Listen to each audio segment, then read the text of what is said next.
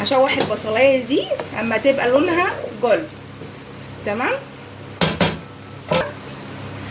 بحط لها شويه فلفل وشويه ملح واسيبها بقى تتشوح مع بعضها كده عشان ناكل احلى شويه رز بالخلطه. شويه فلفل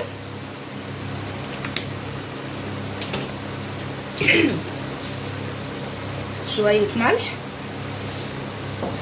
الكلام ده كله الله مع شويه القرفه اللي احنا حطيناهم مع شويه التوابل بتاعتنا. هنسيب البصله تحمر، بعد كده هنضيف عليها الكبد والقوانص براحتها خالص.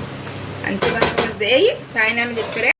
بعدين انتوا عارفين اول ما نحط البصل نحط عليه شويه فلفل، بنحط عليه شويه ملح فقط لا غير، وتقوموا عاملين الحركه الجميله بتاعتنا دي. بس ادي الفرشه بتاعت الايه الفراخ، صعبه دي ولا اي حاجه خالص.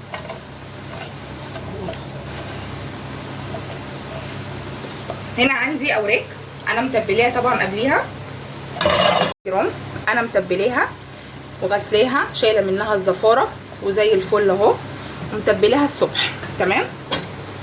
طيب انا نازله عليها بايه الفراخ؟ نازله عليها بتوم باودر، بصل باودر، شويه زنجبيل، ونازله عليها بشويه زعتر. تمام. وملح وفلفل، وسايباها كده في التتبيله من الصبح. هعمل ايه دلوقتي؟ وسنه ملح تاني وشويه صلصه زي ما قلنا، واقلب الكلام ده كله مع بعض،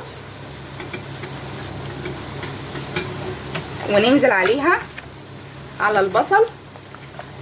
طريقه للاوراق سهله جدا.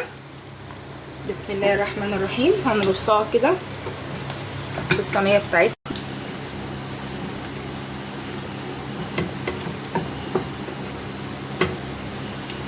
انا عايزه اجيب لها شويه صوص صويا كمان.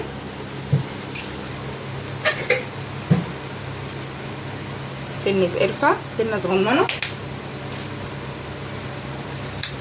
ورشه ملح كمان،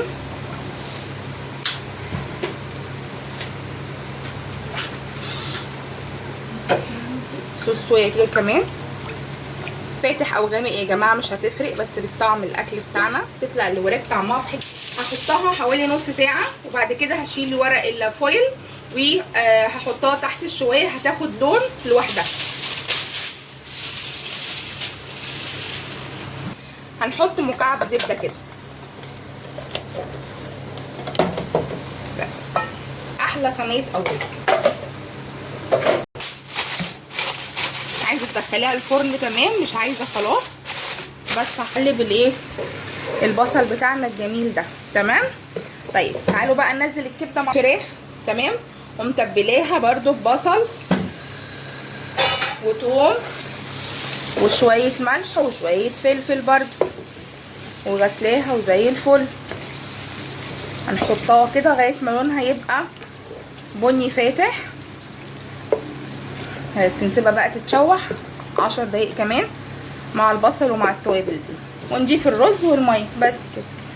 نحط بقى شويه زبيب، نحط فيها مكسرات براحتك خالص.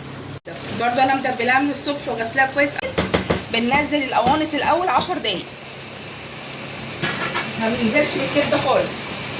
الكبده مع البصلايه مع صوص الصويا هتديكوا تيست عالي جدا جدا جدا جدا للرز. اول ما تبدا تدخل في السوا شويه هننزل الرز دلوقتي. فاحنا الفراخ، صينيه الفراخ بتاعتنا في الفرن، وايه ايه انا كده مش عايزه حاجه غير اللون ده. هنزل الرز، كوبايتين رز مغسولين ومتصفيين زي الفل اهو. تمام معايا. وهنقلب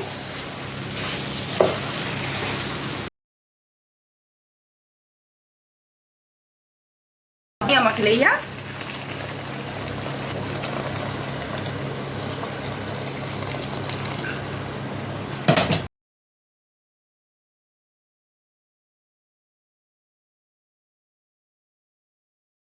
ادي الرز بتاعنا اللي بالخلطه، بس هنقفل عليه لغايه ما يتشرب، وبعد كده هنوطي عليه خالص. كل ده رز بالخلطه اللي احنا عملناه في اللايف مع بعض بالخلطه. ادي الفراخ بتاعتنا اللي احنا عملناها بصوص الصويا